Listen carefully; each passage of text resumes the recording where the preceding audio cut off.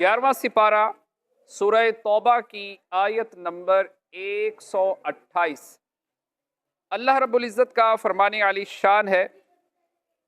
لَقَدْ جَاءَكُمْ رَسُولٌ مِّنْ أَنفُسِكُمْ،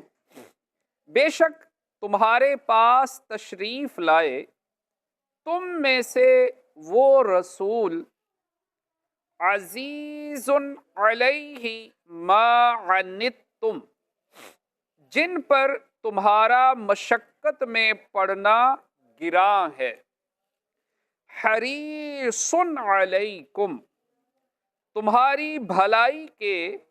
نہایت چاہنے والے، بالمؤمنین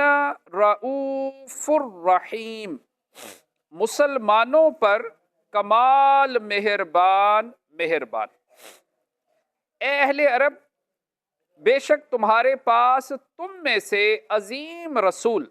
محمد مصطفیٰ صلی اللہ تعالی علیہ وآلہ وسلم تشریف لے آئے، جو کہ عربی قرشی ہیں،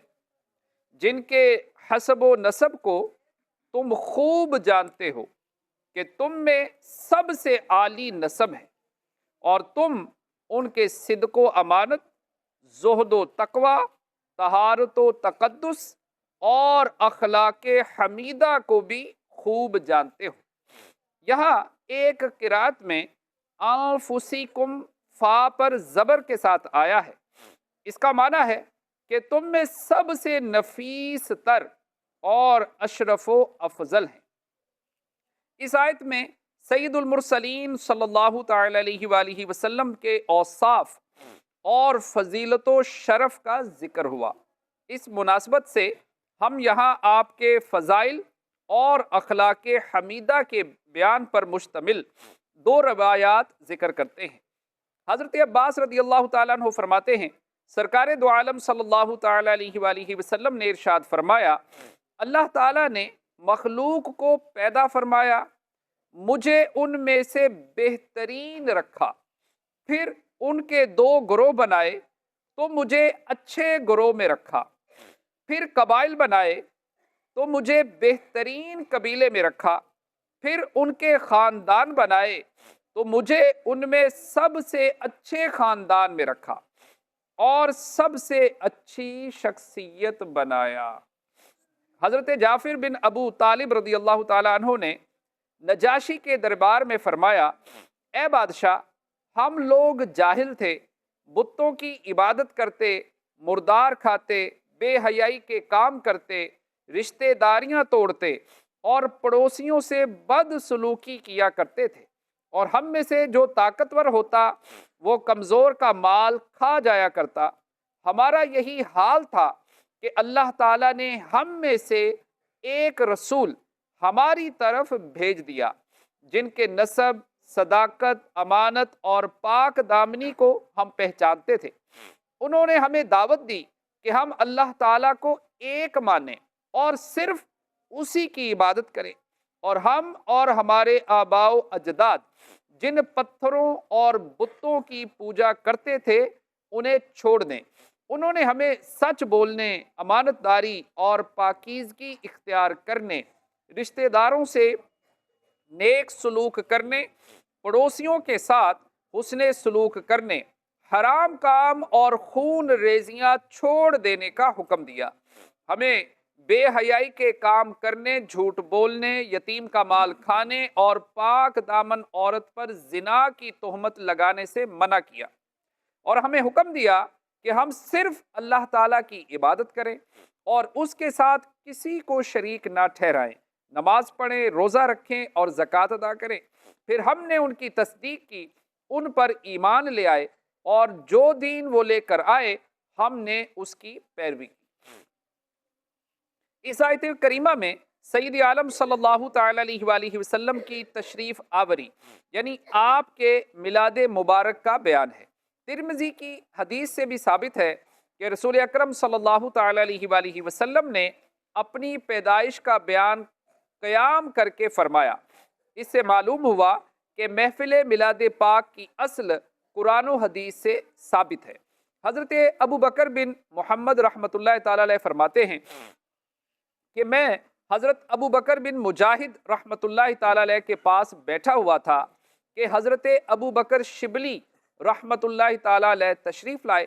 حضرت ابو بکر بن مجاہد رحمۃ اللہ تعالی علیہ کھڑے ہوئے، ان سے معانقہ کیا اور ان کی آنکھوں کے درمیان بوسہ دیا۔ میں نے عرض کی، یا سیدی، آپ حضرت شبلی رحمۃ اللہ تعالی علیہ کی اس قدر تعظیم کر رہے ہیں، حالانکہ ان کے بارے میں آپ کی اور تمام اہل بغداد کی رائے یہ ہے کہ یہ دیوانہ ہے۔ حضرت ابو بکر بن مجاہد رحمۃ اللہ تعالی علیہ نے فرمایا کہ میں نے ان کے ساتھ اسی طرح کیا ہے جس طرح میں نے رسول اللہ صلی اللہ تعالی علیہ وآلہ وسلم کو اس کے ساتھ کرتے ہوئے دیکھا ہے۔ میں نے خواب میں رسول اکرم صلی اللہ تعالی علیہ وآلہ وسلم کی زیارت کی، پھر دیکھا کہ حضرت شبلی رحمۃ اللہ تعالی علیہ آ رہے ہیں۔ تاجدار رسالت صلی اللہ تعالی علیہ وآلہ وسلم حضرت شبلی رحمۃ اللہ تعالی علیہ کے لیے کھڑے ہوئے اور ان کی آنکھوں کے درمیان بوسہ دیا۔ میں نے عرض کی، یا رسول اللہ صلی اللہ تعالی علیہ وآلہ وسلم، آپ شبلی کو اس قدر عزت دے رہے ہیں؟